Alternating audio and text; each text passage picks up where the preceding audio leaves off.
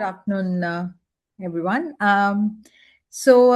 Quick introduction of myself. I'm Mona. I'm based in London.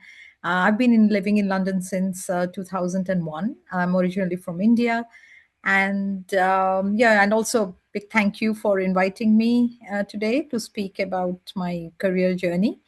So obviously you can see the slide here. I currently work in Infosys, which is, I'm not sure if everyone has heard of the organization, but we are a leading a global systems integrator with our origin on our roots in India, but we're very global at this time. We're more than 19 billion in revenue, and we work across different customers in different, sort of industries. I essentially manage our AI portfolio from our sales view. So AI and automation. So a little bit about my background, and I was listening to Fatima's story. There's so much of sort of similarity from that sense that I grew up in a very small town in India, in eastern India. It's a state called Orissa, and I was raised in a family which my father was a doctor and my mother full time sort of poet and writer, but she was not like a working professional. So from that sort of environment, I think her focus was a lot that especially girls. And I was also we were just two daughters, so I was the younger daughter, and my mother's focus was always that girls just have to find, you have to be independent, you have to be economically independent. And that was just something which was always there at the back of our minds. But I was also a little bit rebellious. So where my father was a doctor, my sister studied to be a doctor as well. So I was like, okay, that's not something I want to do. And like Fatima said, the sort of civil, having the hat on and everything for a civil engineer. I wanted to do something which is outside the norm, something which girls were probably not always doing. And that's why I decided to study engineering. I studied engineering in telecommunications. I then went on to do my MBA. So it was like, sort of masters in business administration. Again, this is quite a normal path many people in India follow. They do engineering degrees and then do MBAs. So that was not so much out of the norm, but I think there as well, the general view is that, okay, as a girl, why don't you just study HR or, study something like that, and not maybe, or finance even, but not so much of marketing. And that's what I eventually studied, which was more marketing, and I got into sales. Again, not suitable as a career for women normally, so is what was sort of told. So that's where I was trying to do something a little bit different. But the whole thing is where, with the background of creativity, I was always writing as well, and I initially had thought after my MBA that I would get into sort of the advertising world or something more, creative. However, somehow it just happened that my first job was itself in Arvind Telecommunications in India, which was actually a big textile company, but they had a telecoms division which was new, and they put me into that, saying that this is where we think you can use your skills better. And that story happened a few times, that I did try to say that maybe I should be working in a more creative industry because of my personal interest and hobby, but somehow I was led on to telecoms and telco, and so I sort of stuck to that. And obviously now I've been in the industry for more than 25 years, and I've been working across what I like to say is looking at sort of technological revolutions when they happened. For example, there was when I moved to the UK, I in fact came into selling telco software solutions. And if I'm sure people are very young on the mentee side over here, but that time there was a big revolution of 4G network, 3G, and all of those MMS models. SMS was there, but kind of mobile media and all of those kind of things. So in that in that kind of, it was like, so customer care and billing systems were like the technology which everybody was talking about. So that's where I was in a company doing that, and I moved to London to manage to kind of do business development. So that was what kind of the, and then there were other subsequent companies I worked for where I also did things like revenue assurance and fraud management. And about 10 years ago, I moved to Infosys in automation. And at that time, again, RPA and automation was like what everybody was talking about. My role has kind of evolved organically to AI. And as everybody knows, AI is literally what the whole world is now talking about. So with all of that, I think my learning has been to find, in fact, my own skills, and I realized that I actually have got a niche because I could, I have been at the intersection of tech and business for a while. So sometimes I'm in conversations which are they're very technical people, but then how do you bring out the business value of what the technology is? And I think that's something which I have been doing repeatedly over the years in different organizations. And I think that's what I've sort of my career's progressed to, kind of across borders from that. Other things though is that I've also done like an MA in creative writing and MPhil in creative writing, because I also felt that to nurture my own writing thing. It somehow felt that I think it's because otherwise I felt quite an outsider, I think, in the whole literature space because I've not studied literature. So I felt that with that degree, it was helping me. So I've kind of had both the hats. So I do still write. I've got about 6 books published.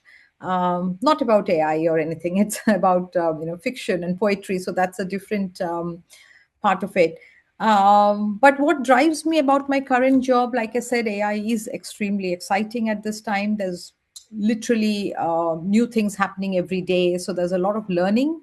And it's also learning with a lot of, there's a lot of ambiguity. Like for today, I might have a slide deck for a customer, and tomorrow or in 2 days, the solution's completely changing. So you have to kind of adapt yourself very quickly. So huge amount of learning. And I've got sales, but it's also a lot of kind of thought leadership as well, because it's learning new things, as I just said. Um, and it's also leading, like customers, for example. I might be talking to a small local council where we are talking about AI for good and, sustainable AI, frugal AI, all of that. And then we're talking also to banks who are, of course, trying to improve customer experience for their customers, for example.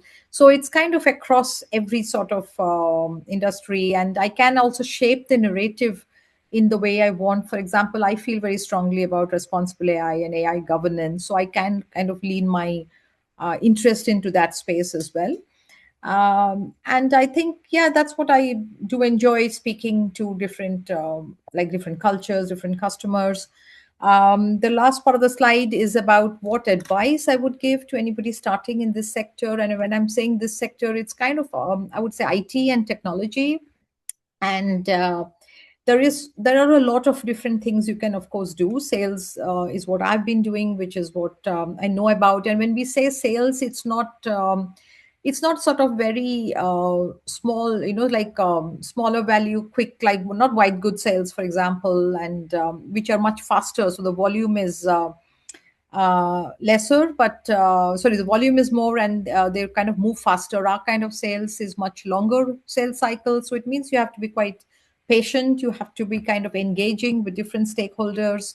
So it's a lot of knowledge, a lot of conversations which you need to have. So I do enjoy that. And I think it's a great career path for anybody who's looking for both knowledge and, meeting people and being in the forefront of any this sort of discussion. There's of course consulting. There are very technical roles like delivery roles, for example, operations, or even marketing, HR, legal as well. I mean, all these roles are going to be changing a lot with AI. But I think all of these roles will be reimagined in different ways. So I think there's a lot of exciting things which will come in this whole sector. And I think also, and I think the previous conversation was about knowing your own strengths. And I think that does take a little bit of time. But once you are kind of confident about what you want to do and what is a skill of yourself, your own superpower, then you can kind of sort of shape your way that way. And I think so I think, yeah, I mean, the whole journey. And of course, because we're talking of migrant journeys, I do of course want to touch upon a couple of sort of challenges. For example, like I said, I came from India. I had not studied in the UK at that time, and I was trying to do a sales role. And if you look at it, all the interviews I went for were, of course, men, probably I would say white men, or people, or maybe even local people is what I would think. So I think I was already hitting a challenge there, because as you know, in sales, people want people, they know people who have a network. So I was already facing a challenge, that how does this person who's come from India suddenly go around talking to customers here? Probably she doesn't know anybody here. How will she engage? So that was a challenge which I did come across. I think things have changed a lot. I think the whole industry is way more diverse, and I think that you also do need to find your own strength, and something which sets you apart from, this, so that you're not raised this question. So maybe finding a larger company, or finding somebody on the other side who is like yourself, and who's therefore open to taking you on. So that could be a sort of challenge in this field, but like I said, I think it's all changing very rapidly. So yeah, so that's all from me. Thank you so much, Mona. That was wonderful. And for me, it says at least a couple of lessons in there. Number one, that no matter how robust your education and career is, you are going to face challenges. Yeah. And that you have to notice them, you have to know what you're worth, and you have to address those challenges. Our migrant leaders mentees should know that it's never going to be plain sailing, even if you are a top student and a top professional. The other thing I really loved about your presentation is the fact that you can seriously pursue an important interest in your writing, as well as a career like this. It gives me hope that maybe I could do the same in the area of music. I have no creative writing talent at all. And in fact, even musical talent is debatable. But it interests me, and it would be good to know that we can have a career and a life, and mentees should know that. Yeah. Nothing. Well, I can't. I love listening to music, but I cannot play a musical instrument to save my life or sing. So I love listening to that. So yeah, you absolutely can. That sounds good. I shall play the piano for you if you read your poetry for me. Of course, we'll do that. We'll do a show. Yeah. Thank you. Thank you Yeah. so much, Mona.